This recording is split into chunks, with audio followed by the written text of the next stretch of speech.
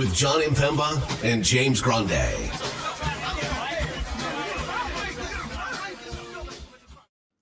What is going on, everybody? Jon Impemba here with James Grande. Welcome into the Fantasy Alarm NBA DFS Playbook Show. That is right. It is Monday. We have a 4-game Monday slate here to kick off the week. Not a bad 4-gamer here either. Some interesting matchups that we can certainly look to take advantage of.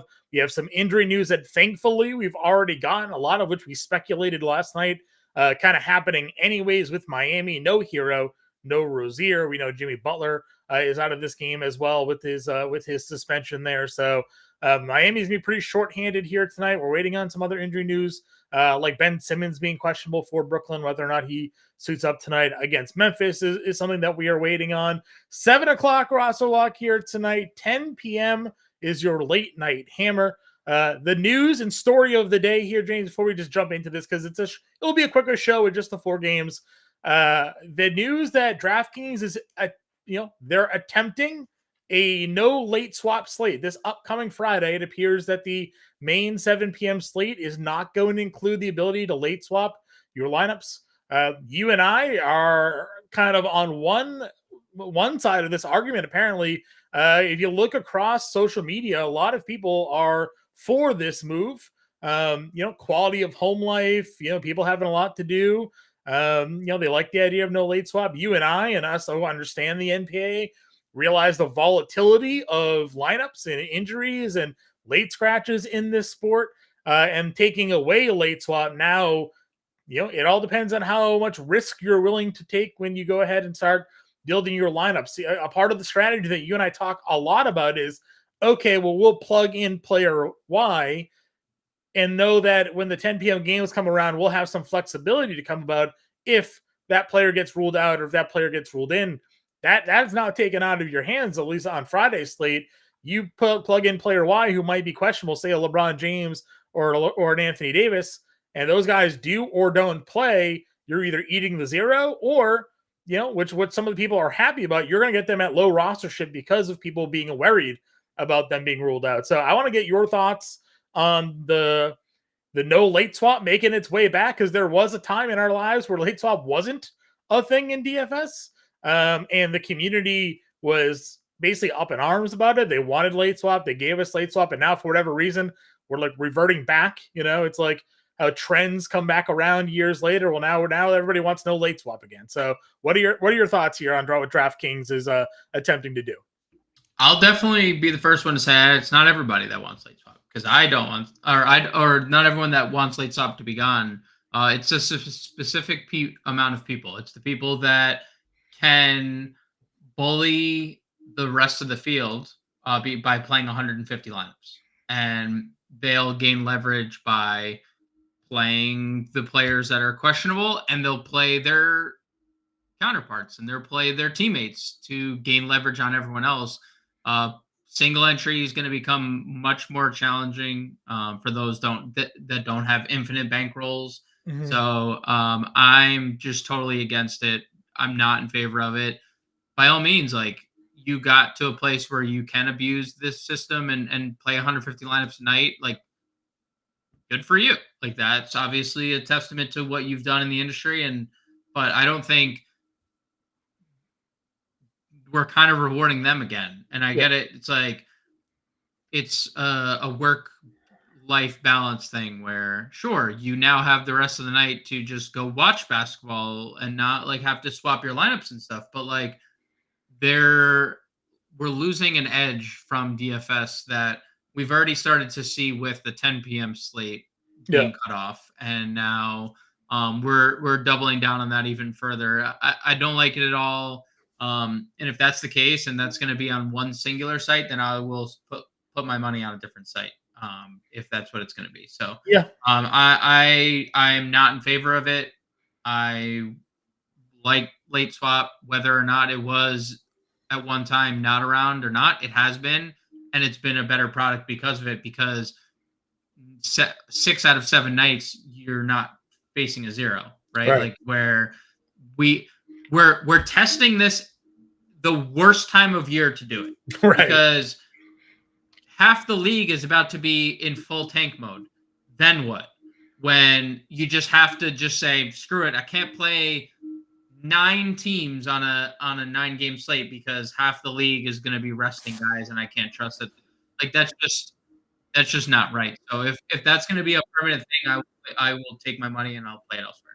Yeah, and again, the idea behind this is it's supposedly helping out sort of the common man player.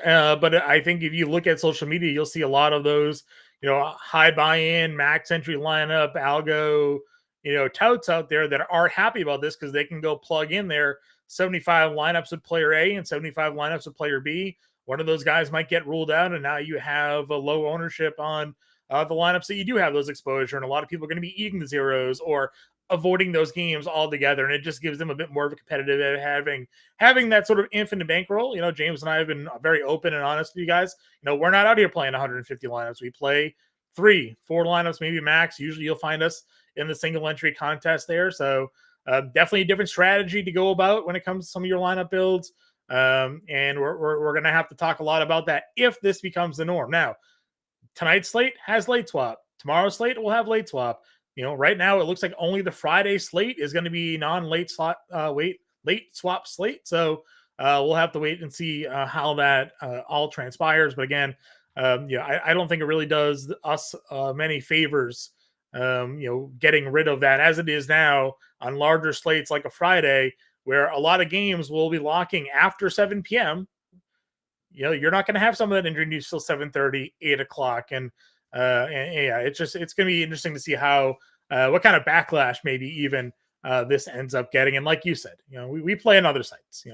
This show might be rebranded if that ends up being the case sooner rather than later. So enough of our soapbox talk. Let us know what you guys think about getting rid of late swap. If you're for it, if you're against it, throw that in the chat. Can the man saying worst idea ever here? Listen, we're not huge fans of no late swap either. It was brought up. FanDuel used to do the drop low zero. We've talked a lot about it. If they wanted to get rid of late swap, but then add in the drop low score, fine. Like do it that way. Then drop the low score of your lineup. Do no late swap. That way you're saved a little bit from the zero. The story that James and I talk a lot about is a guy that won the 100K, putting in a retired non-min price Zach Randolph in his lineup. It was the year that Zebo basically retired, but he's still in the player pool in FanDuel and not at min price. The guy plugged him in at power forward, took a zero because he didn't play in the NBA, and that guy took down the 100K that night, with the zero in his lineup because they were dropping the low score. So you want to get rid of late swap, add drop low score. That'll make that product, at least a bit more palatable to me here. So let's get into this slate though. Again, 4 games on this one, so a little bit of a quicker show. But if you have any questions, you have any comments, throw them in the chat. If you haven't already liked or subscribed to the channel, do so as well. Certainly helps us out with the YouTube algorithms. We go live here every day at 5 o'clock Eastern time. And of course, we release our pre-show usually later on in the evening, 10, 11 o'clock. We'll have that ready to go for the next day's slate here. 4 games on the slate. We have Toronto, Indiana. We have Detroit, New York. We have Brooklyn, Memphis, and we have Miami, Sacramento. When it comes to game totals here for today, what are the matchups that we're looking for here, James? Toronto, Indiana, slate high 245.5. Indiana giving 5.5 over on BetMGM. The Pistons, Knicks 222.5. Knicks giving 11.5. Memphis 2-point road dogs or 2-point home dogs 214.5. And the late night hammer, which I think is going to be an incredibly intriguing game, just based on who's in for Miami and what the ownership is suggesting their people are gravitating to. 224.5 in that game, 7.5 spread in favor of the Kings. Kings and Pacers are the 2 teams on back-to-backs here. So it is worth noting Kings coming off a really, really good win last night against the Clippers. And, are facing a depleted Miami Heat team. So yeah, I would say Toronto, Indiana, Miami, Sacramento are my 2 favorite games, but there's a lot of ownership headed towards the New York side of things that we'll obviously get. Yeah. Let's start at point guard. I'm going to start where the chalk monster is here on tonight's slate. And you mentioned him on the pre-show this morning. That's Delon Wright. Expectation is here that he would make his debut for Miami because they're down Butler, they're down Hero, they're down Rozier. So you would expect Delon Wright to make his debut. ownership is right there with him. He's getting 60% of the current rostership right now. It is a 4-game slate. He has been priced late night game as well. So, we won't know if he's not in the starting lineup and there's no late swap. What do we do, James? We just play him anyways. Delon Wright's going to be plugged into a lot of lineups here tonight. You probably should play him as well.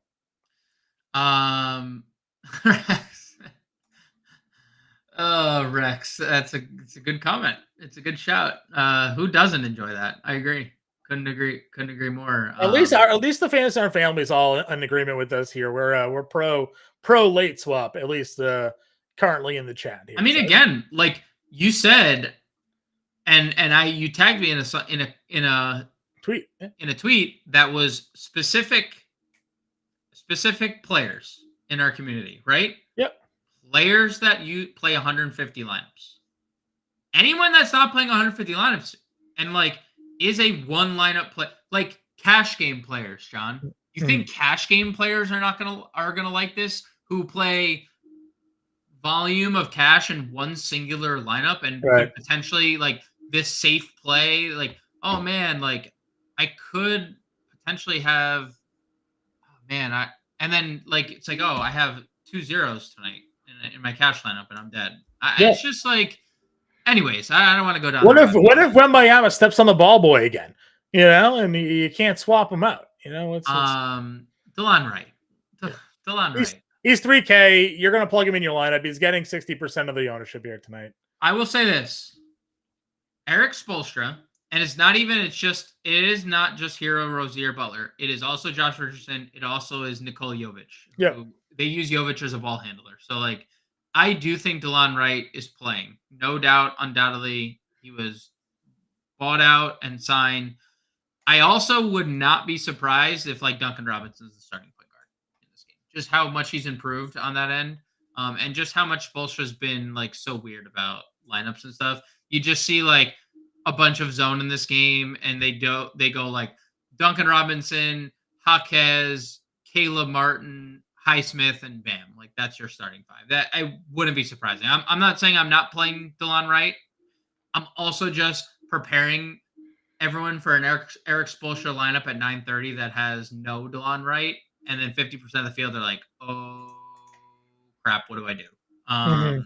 Or it's like Alondas Williams starting, right? It's Jaime Jaquez starting at point guard. No, dude. I legitimately think there's a case. I do think it would be between Jaquez and Duncan of the two guys, because Duncan's been really good off the ball, and plus it doesn't matter because the offense. Didn't Caleb Martin play some point guard for them last year? I mean, it does not matter. The offense is going to run through Bam, right? Like at the end of the day, we saw it a few games ago. Bam had 11 assists. Like whoever's bringing the ball up, they're not initiating the offense. Like Bam is. So just get somebody on the floor to get the ball over half court and go from there. But I do agree, DeLon Wright 50% is kind of crazy considering he was a DMP in his debut with the Miami Heat.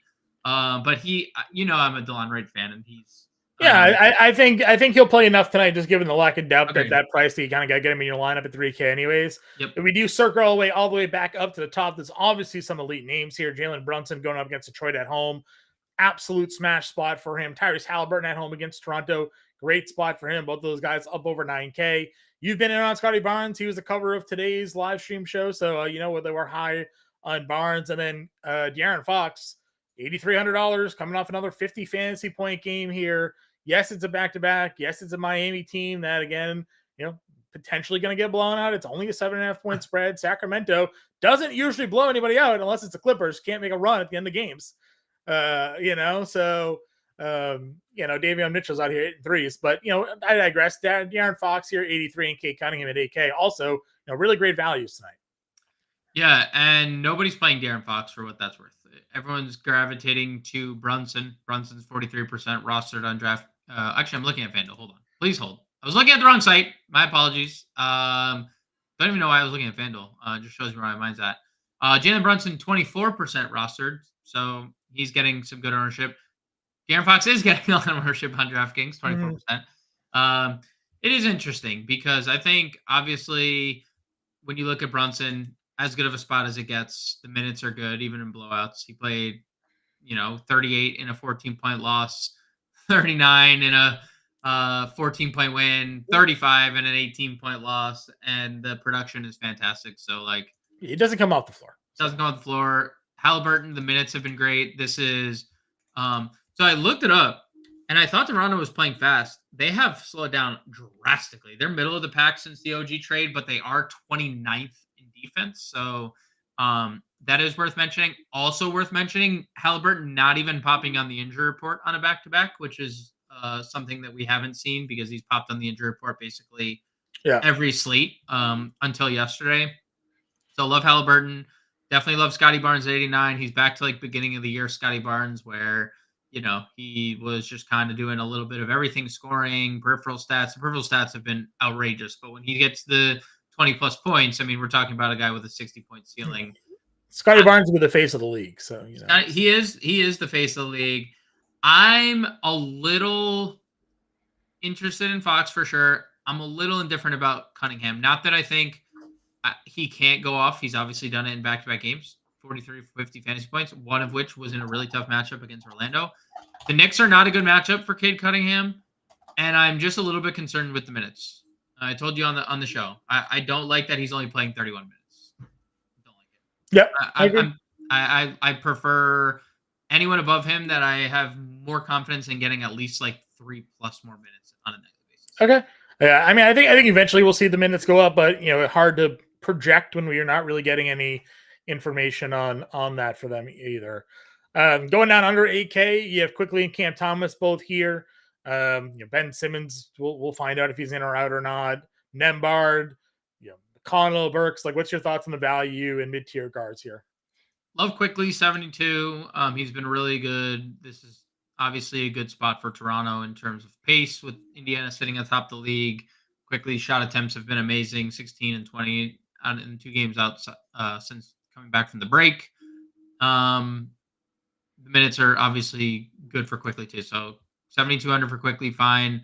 Very indifferent about Brooklyn as a whole today. The only place I'd really be interested in, and I noticed it, why I think Ben Simmons is out here, John. Brooklyn put out a tweet earlier this morning about like game day, and Dennis Schroeder was the cover photo of that picture.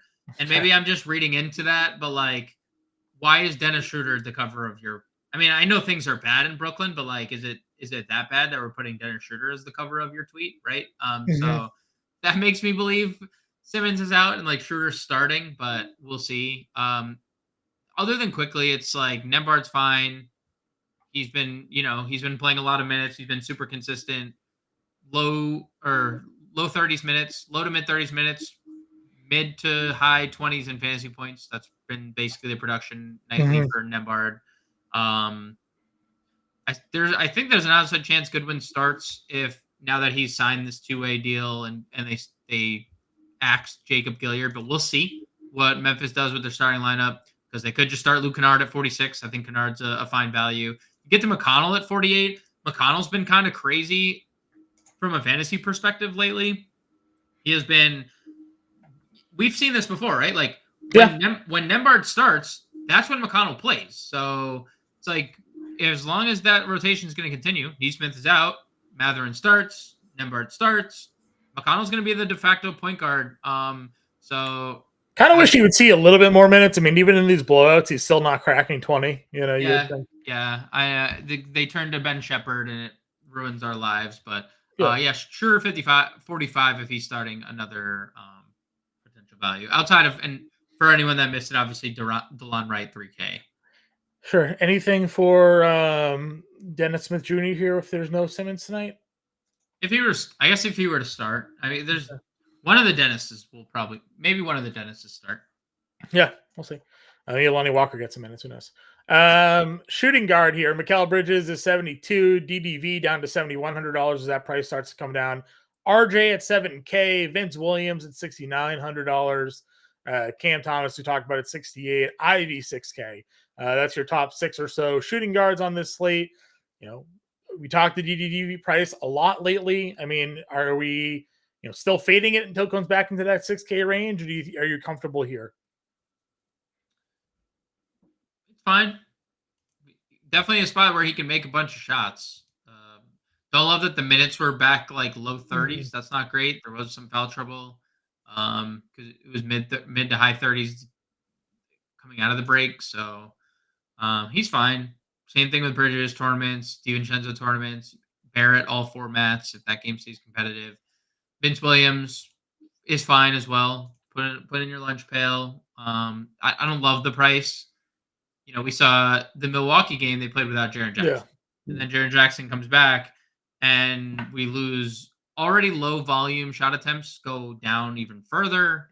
And then great to see the rebounds and assists continue, obviously, because it shows that there's a good floor potential ceiling too if he shoots. So yeah, I'm with you. This isn't really like the greatest spot. I guess I can't really peg on how I feel about Brooklyn defensively because we know Nick Claxton, a really good defender. We know Dorian Finney-Smith's a good wing defender. If there's no Ben Simmons, Simmons is a good defender. But if there isn't Simmons tonight, then what are they down to, right? Cam Johnson, Cam Thomas, terrible. Those guys are not good defenders. So if Vince Williams is drawing, DFS tonight, then he's probably in for a tougher spot. Memphis not really having any other scorers outside of Jaren Jackson, and Claxton likely jumps on him. Then that maybe opens up a little bit, but I don't know. Cash games, maybe Vince Williams tonight, but I don't know if he has that tournament ceiling for me. Agreed. Monk's coming off of a tough game. I mean, could bounce back here tonight against Miami. We know he has a crazy ceiling when the shots are falling, and I do like that even in a bad game he plays 28 minutes. Played the final. Right? So what was that? 18 minutes of that game, right? Yeah, that's something that we weren't getting at points earlier in the year where if he stunk he didn't play and they were just so he literally played. He played the final 17 minutes of the game. Subbed in 5 minutes ago in the third. Played the entire fourth quarter.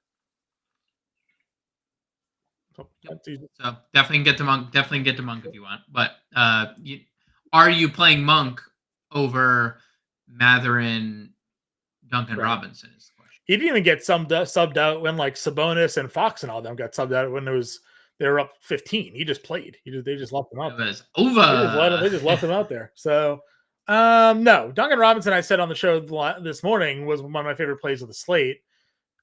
Nothing has changed there. I'm still going to be playing a lot of Duncan Robinson. I'm actually surprised that he's not even as high up there as everybody else. Duncan Robinson only chalking in at around 20% tonight. I would have assumed at 5,400 on DraftKings, he would have been more like 30, 40% with DeLon Wright because we've seen what this man can do lately anyways when guys are out of the lineup. We saw what he could do earlier this year when they had no Rozier, no Butler. He was scoring 30. So Sacramento, not a great defensive team here by any stretch of the imagination. So I really like Duncan Robinson. He's going to be one of my favorite plays here. Agreed. I think it is interesting to see these three names checking in with basically the same ownership: Monk, Matherin, Duncan Robinson. I don't know why people are sleeping on Duncan Robinson so much. I do agree. So if I were to rank them, it would probably be Duncan, Matherin, Monk for me in that order. Miami has such a good pace up spot. They're getting a team on the second leg of a back-to-back, and they're shorthanded, right? It's kind of a dream scenario for Miami guys. Matherin, we've seen start back-to-back games without Nesmith, and he's going to start again. He's played 33 and 35 minutes in those two games, 31 and 43 fantasy points on 5 of 14 shooting back-to-back games. I'm plugging Matherin and Duncan Robinson into all my lineups today.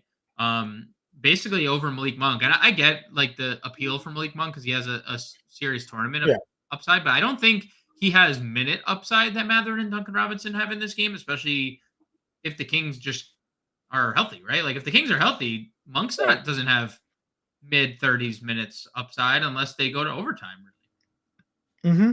I agree with you. And I don't really have any interest in Ivy there at that same little level there. So no. Kevin Huerter broke my heart a little bit last night. We hit the 3 and then he never came back in.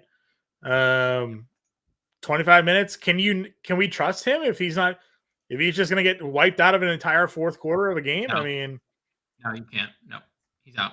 That's tough. No, thanks. What's his ownership? Because I hope anyone out there looking to play Kevin Huerter, please don't. 7%. Please don't. I mean, well, the thing is, like you say, please don't. He had 22 fantasy points. He's under 5K. He had 35 before that. But like he literally did not play the fourth quarter of that game. So, dude, if he's not playing the fourth quarter, you just of a game that like at one point they got it down to close, and they just subbed in like Davion and Duarte again, and you're like, wait a minute, where's the order? You just can't do order it. shift coming? Didn't exist. Trent, Zaire Williams, Alec Burks, a lot of these guys in the same range here, all available to score some points, for their teams, whether in the starting lineup or off the bench. And then you got Fournier and Grimes down here at 38 and 36, both up against their former teams. Yeah, I mean, I think Grimes is the one I prefer. I think there's a higher minute ceiling on Quentin Grimes. I think he was the more highly coveted piece of that trade. It's just really hard to predict what Monty Williams is doing on a night-to-night basis. Obviously, it doesn't hurt that there's no Isaiah Stewart. It doesn't hurt that there's no Marcus Sasser. Like, these are all good things for both. So I lean Grimes. He's cheaper. Fournier obviously has better position eligibility, but I like the 8 shots. I like the 26 minutes too for Grimes. That'd be the direction. Okay. Small forward here. Again, a lot of guys we've discussed already. But Siakam's here at $8,100. Then goes down to like Josh Hart, someone we haven't talked about. Bojan. I mean, where are we on a smaller slate? Player pools are smaller. So, where are you going at small forward? I imagine what we're going to end up doing here is just plugging in a lot of the guys that we talked about shooting guard. Also, it's small forward tonight, just doubling up. Hey, Kurt, you get it. You understand. It sucks. The only people I've seen forward are the big 150 max lineup touts that are on Twitter right now. So, correct. Yeah, obviously we touched on Barnes. I think he's in a great spot if you want to get there. Siakam, revenge. Don't care. 8,100 is just fine. I don't think it helps Siakam. He did have 44 fantasy points against him in the first revenge game. So I'm happy. I'm very happy for him. I don't think it helps him having Ben Mathurin in the starting lineup. I think Ben Mathurin takes a lot away from because he's just so offensive minded, and he's also been rebounding kind of at a crazy clip. Also, Miles Turner doing the Miles Turner thing lately, that obviously hasn't helped. So I'm okay if you get to Siakam 81. It's not my favorite play. And then, like you said, it's just like a bunch of guys that we've talked about. I am interested. The field is very high on Josh Hart, like very high. He is the second highest rostered player of the slate. He was the first highest until the Miami news broke.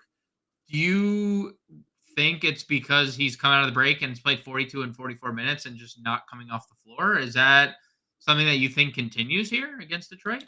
Certainly possible. I mean, why not, right? Like, why wouldn't it just keep running the way they're running right now?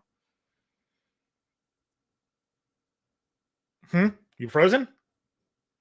No, I'm not. Agreed. Okay. Where else are we going to small forward? Jaime Jaquez 56, Duncan Robinson we talked about. Detroit's fine. I'm kind of indifferent about both of those guys. Zaire Williams 47. I think Highsmith should get a bunch of run 46. Jake LaRavia as a pundit 34. Okay. I think that the value down here are pretty interesting. I took a prop on Fantecchio scoring points here tonight. Our guy Iggy also is high on Fantecchio scoring points here tonight. If you go check out the NBA Best Bets article from our guy Iggy Gilbert, it's out on Fantasy Alarm, high on the over Fantecchio points. Give you a little teaser on some of his props here tonight. Power forward, again, a lot of guys we've talked about. Triple J's up here at 79 though. Triple J is a very solid play. No surprise to see his ownership to where it is. If you want to get to him, by all means. You also could run into foul trouble per usual with Jaren Jackson. So, buyers beware. Sure. Are you riding Achua? Do you think the minutes still remain for him here? I think there's going to be a trend in the south direction as long as Hartenstein's minutes continue to go up, but I'm fine getting there. We have a power forward only Caleb Martin. Obviously, we talked a little bit of Jaquez already. Aldama is here at $5,400. Osor Thompson, again, small forward, power forward. Keegan, Cam J, GG. Like, what are we doing for some value power forwards here tonight? Definitely the Heat guys stand out.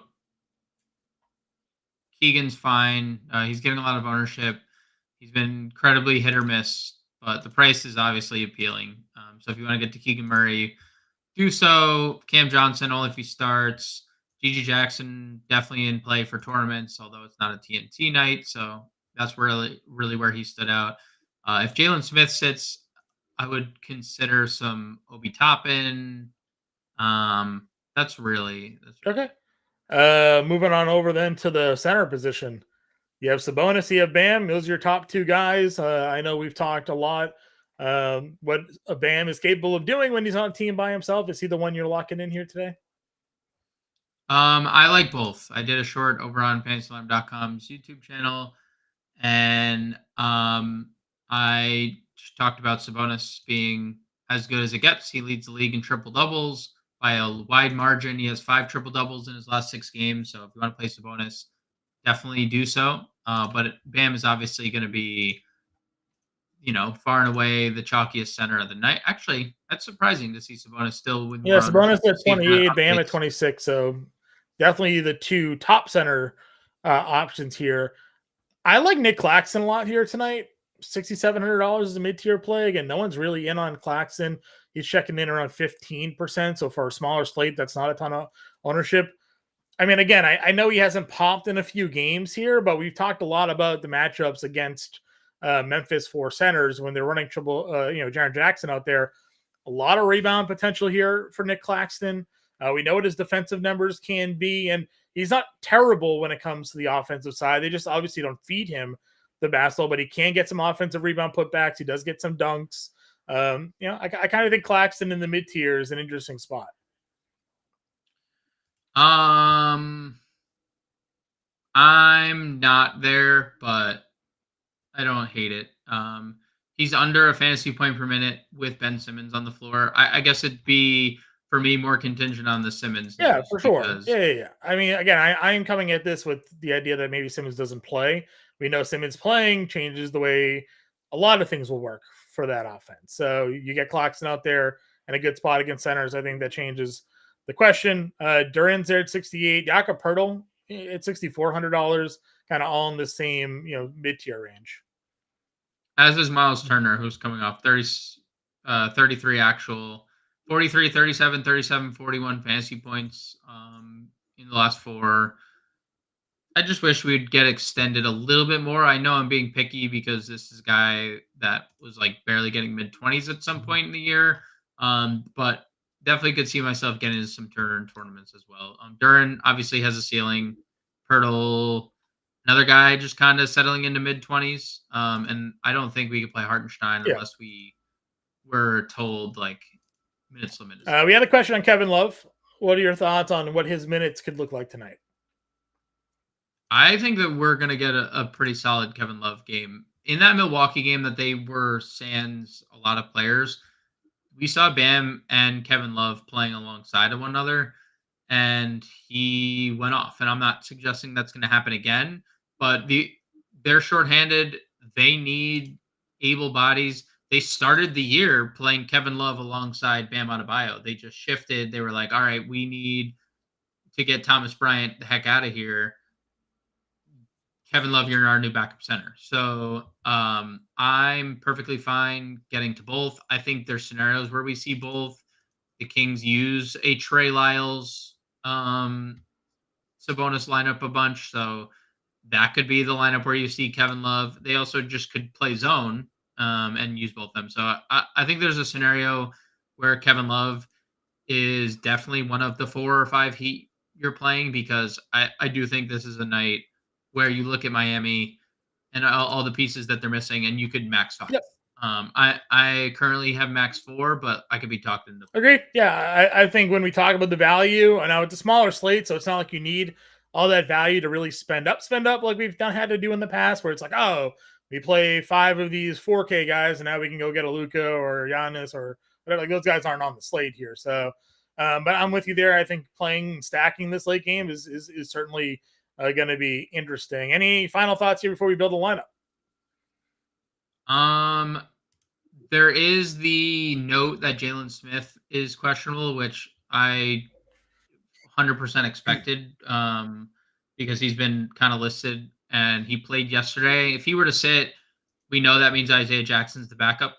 And we also know Miles Turner can get foul happy. So it's not a free price tag anymore. Like Isaiah Jackson obviously is 4,800 compared to what he's been at times. But it is just worth mentioning that there's a lot of scenarios that could play out where Isaiah Jackson is like finding himself low 20s minutes if Jalen Smith's out and Turner's in foul trouble, because both those things happen quite often. So that would be the only other note. And shout out Kelly O, who we could can always just throw some Kelly on there. All right, let's get a lineup built. We'll start with Dylan right here, and probably Duncan Robinson and Bam, because we said we'd play upwards of 4 or 5 here. I'd play 5. I would play 5. Jaquez. Just given the price. I'm not saying I like will, but like because Delon writes 3K, it makes it easier to get to 5. Sure. If we start with 4, right? Robinson, Jaquez, Bam. What's our next move here? Sabonis, or one of the spend ups at point guard, probably. Like do you like Brunson or Halliburton?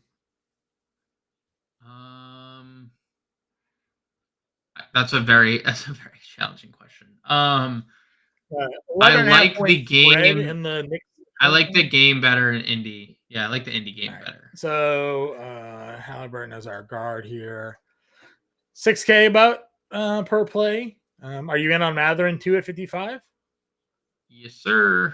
All right, we need a power forward. I guess or you could put Jaquez, or you could play Jaquez there and Matherin. Yeah, that works.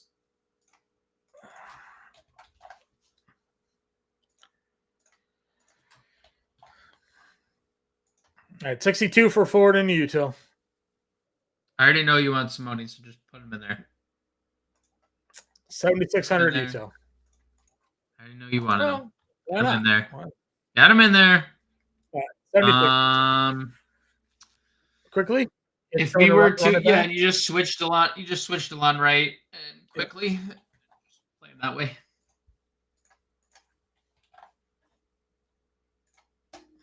All right. Little run back stack there. We don't have anybody in Sacramento coming back. I don't know if that changed. If you wanted, you could play Keegan Murray over Simone, or you could play Keegan Murray over Jaquez, or let's see what can we do here? How do we get Fox? Can we get Fox in a lineup? Go off Matherin maybe. Play Zaire. I don't want to play Zaire. I'd rather play Matherin. I'm very high on Matherin. Yeah. If you do that, you can go from Simone to Quentin Grimes. Simone to Grimes. Oh no, he's shooting guard only, which actually wouldn't be because Duncan. Duncan, you can play at multiple positions there. All right, we'll go back off Fox then. And we had quickly here. Where is he? There he is. And then Matherin. So just an example lineup for everybody. $400 are left over, so you can play around with that as you wish. Roster lock at 7 o'clock. Of course, Dylan Clemens on the playbook today. It's already out for all of you. He'll have any updates that need to be done there. James and I will be back live at 5 o'clock Eastern time tomorrow. Slate, and we'll have the pre-show done for you all this evening. Get you ready for Tuesday as well. Find us in the Discord. Get us on Twitter. Good luck, everybody, tonight. We'll talk to you later.